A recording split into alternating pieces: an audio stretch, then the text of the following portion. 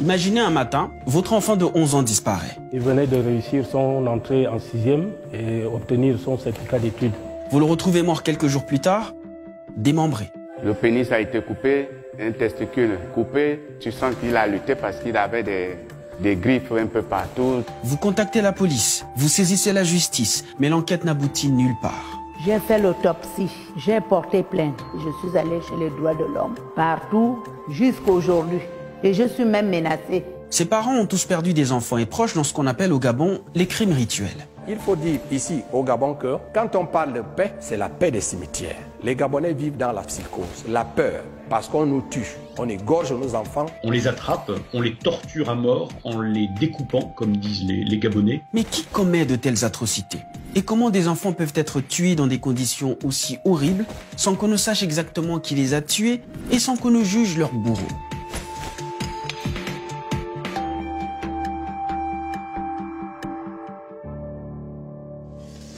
Des sacrifices humains en 2020? Vous devez vous dire que ce n'est pas vrai, que c'est du passé. Eh bien, détrompez-vous. Ce que nous faisons n'est pas humain. Après plusieurs jours de recherche, Emmanuel Elangema a retrouvé son fils de 11 ans assassiné au bord de la rivière Ogoué. L'enfant n'avait plus de sexe, n'avait plus de langue. Est-ce que nous méritons cela? Vous verrez que les 3/4 des assassinats, c'est des gamins. À Logo, elle a perdu 2 membres de sa famille, dont un n'a jamais été retrouvé. Mon petit frère a été assassiné à Bordamir 2, le 25 août l'an 2000. Je n'ai pas fait 6 mois. Mon fils a disparu, ni vu ni connu. Ces disparitions et assassinats ne sont que quelques-uns d'une très longue liste. En 2010 et 2011, l'ALCR a recensé un crime par semaine. Entre janvier et octobre 2012, la même association parle de 25 cas. En juin 2013, un sac contenant plus d'une 50aine d'organes humains est découvert à Libreville. Jusqu'à 45 cas seront rapportés en 2015 et une centaine en 2016. Mais ce n'est pas tout. Récemment, en 2018 et 2019, des disparitions inquiétantes ont été évoquées par la presse gabonaise et sur les réseaux sociaux.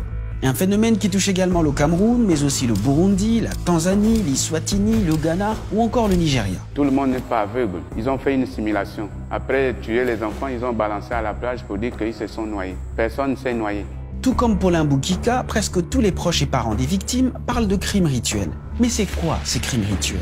Ce sont des crimes qui sont commis par des sorciers, qu'on appelle des Nganga, au bénéfice de personnes qui recherchent le pouvoir, notamment le pouvoir politique, la richesse, et qui cherchent à y accéder par une sorte de magie. David Warnery est un philosophe et romancier français qui a passé une partie de son enfance entre le Gabon, le Congo et le Cameroun. En fait, il s'agit principalement de s'emparer d'une force vitale, celle des victimes, de façon à acquérir des pouvoirs magiques au moyen de ce que l'on appelle, avec pas mal de cynisme, si je puis dire, des pièces détachées. Ces pièces détachées, ce sont des parties du corps humain. La langue, par exemple, qui, selon les tueurs, permettrait de devenir un bon orateur, ou encore le sexe, qui donnerait le pouvoir de la séduction. Et là aussi, excusez-moi d'être extrêmement clair et descriptif dans ce qui se passe, mais ces enfants, c'est absolument horrible. Il ne faut pas s'imaginer qu'ils sont simplement assassinés. On les torture à mort, c'est-à-dire en les coupant vivants, en leur arrachant ces fameux organes que j'ai mentionnés, en les vidant de leur sang, avec le projet de faire souffrir la victime le plus possible, parce que cette souffrance est censée apporter en quelque sorte ces fameux pouvoirs magiques. Dans son rapport 2018, l'OFPRA, l'Office français de protection des réfugiés et apatrides, notait une augmentation de criminalité à chaque période électorale, ce qui alimente dans l'opinion publique gabonaise la croyance selon laquelle certains hommes de pouvoir, dans leur désir d'en amasser encore, se livreraient à des pratiques occultes à base de sacrifices humains. Les commanditaires, ce sont les hautes personnalités qui dirigent notre pays. Certaines personnalités. Ce sont ces gens regroupés dans les loges sataniques qui se nourrissent encore de la chair humaine, il faut le dire. Ces pratiques sont si récurrentes qu'en 2005, l'UNESCO les a qualifiées de fléau social. Le rapport de l'OFPRA parle aussi de discours de façade des autorités contre les crimes dits de sang, car le code pénal gabonais ne mentionne nulle part crime rituel. La loi parle plutôt d'homicide avec ou sans prélèvement d'organes. Et pendant que la société civile dénombre une dizaine de crimes rituels présumés entre le 12 et le 28 janvier 2020, les autorités, elles, ne reconnaissent qu'un seul cas d'enlèvement avéré. Prenons les présumées déclarations de disparition ou d'enlèvement avec prudence. Le rôle de tout citoyen n'est pas d'alimenter la psychose, mais, en cas de fait avéré, d'apporter des informations précieuses aux autorités compétentes. Pour les autorités, il n'y aurait donc pas de signalement et les gens ne porteraient pas plainte. Dans les cas réels d'enlèvement, le temps est une donnée cruciale. Et comme l'a exprimé le porte-parole du gouvernement, les déclarations sur les réseaux sociaux, même si elles partent d'une bonne intention, ne sont en rien une saisine officielle des autorités. Depuis plus de 15 ans, le président de la LCR explique pourtant que de nombreux parents des victimes n'ont pas les moyens de s'offrir les services d'un avocat ou de constituer un dossier en bonne et due forme. En plus, certains sont des immigrés qui n'ont aucun appui familial. D'autres habitent une région isolée, loin des centres urbains. Souvent, ce sont des gens qui sont des gens modestes, ce sont des gens du peuple, ils n'ont pas le bras long. Résultat, la plupart de ces crimes sont restés non élucidés, y compris ceux des victimes dont les proches disent avoir porté plainte. Je vous dis, l'enquête a commencé. Le gendarme a pris toutes les déclarations qu'on a eu à lui apporter. Mais de là, de Lambaréné à Libreville, il n'y a pas eu d'aboutissement. J'ai porté plainte à la PJ. J'ai porté plainte à la brigade de recherche. J'ai porté plainte au tribunal. J'ai fait des recherches jusqu'à l'Interpol. Lorsque vous portez plainte, la plainte n'aboutit pas. Les éléments qu'il faut joindre dans les plaintes n'arrivent jamais à bout. Et il y a toujours des rejets, on renvoie, ainsi de suite. Ce qui fait que la population en a déjà marre. Elle veut se faire justice actuellement. Si la population veut se faire justice, c'est parce qu'elle a le sentiment que la justice ne fait pas son travail. Car les corps mutilés sont bien là. Nom et prénom, âge, année, lieu du crime et source à l'appui. Il y aurait même des témoins. Mais il n'y aurait pas d'enquête, ni pour retrouver les exécutants, encore moins remonter jusqu'au commanditaire. Ces puissants commanditaires, ce sont des ministres, peut-être certains chefs d'État. Ce sont des hommes qui ont la main sur la justice, sur la police de leur pays. Et je crois que personne n'ose, pour des raisons bien compréhensibles, transgresser les ordres. Quand bien même il y a procès, que les exécutants sont condamnés et que les commanditaires sont clairement identifiés, eh bien les affaires connaissent souvent une fin bien suspicieuse.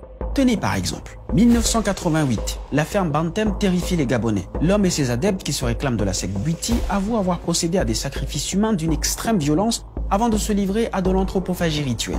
En novembre 1989, Bantem est condamné à mort. Mais l'enquête n'ira jamais plus loin malgré les rumeurs selon lesquelles il aurait reçu des ordres de puissants commanditaires haut placés. En 1990, en pleine élection législative, une affaire de crime rituel est rapportée dans la province de l'Ogooué-Maritime. La victime réussit miraculeusement à s'enfuir et dénonce ce à quoi elle vient d'échapper. Les commanditaires présumés, un général de l'armée devenu député et une ambassadrice, ne seront pas inquiétés. Quant à la victime, elle disparaît définitivement 3 ans plus tard. Il y a l'impunité, il y a la corruption, il y a les intimidations, il y a au niveau de la justice l'immixtion de l'homme politique. Pendant ce temps, il s'est installé au Gabon un climat de peur et un sentiment d'insécurité. Une enquête de l'Institut américain de sondage Gallup révèle qu'en 2016, année électorale, la population gabonaise était la 3e au monde à se considérer vivre dans la plus grande insécurité, juste après le Salvador et le Venezuela. 4 ans plus tard, le même sentiment d'insécurité persiste. Le Gabon n'est pas un endroit là où il y a des potoirs, là où on vient ramasser les enfants pour faire des crimes rituels. On en a marre. Aujourd'hui, là, toutes les familles sont en train de pleurer partout. Que ça s'arrête. Pourtant, en termes statistiques, le Gabon est au 56e rang mondial des pays les plus criminogènes. Ce qui prouve qu'il existe un décalage entre la réalité et la perception populaire. Et cela se réduit également au fait que de nombreux Gabonais sont convaincus que les criminels, ce sont en plus ceux qui sont censés les protéger. Le peuple n'a plus confiance. C'est l'homme politique qui parle de paix, mais le bas peuple ne parlera jamais de paix parce qu'on nous tue. Mon fils avait 11 ans. Et à 11 ans, sincèrement, il avait un grand avenir devant lui. Et moi, je ne lâche pas. Je continue à lutter fort pour que je connaisse un peu qui a tué cet enfant. Pour toutes ces victimes, pour tous ces enfants, à quand la justice?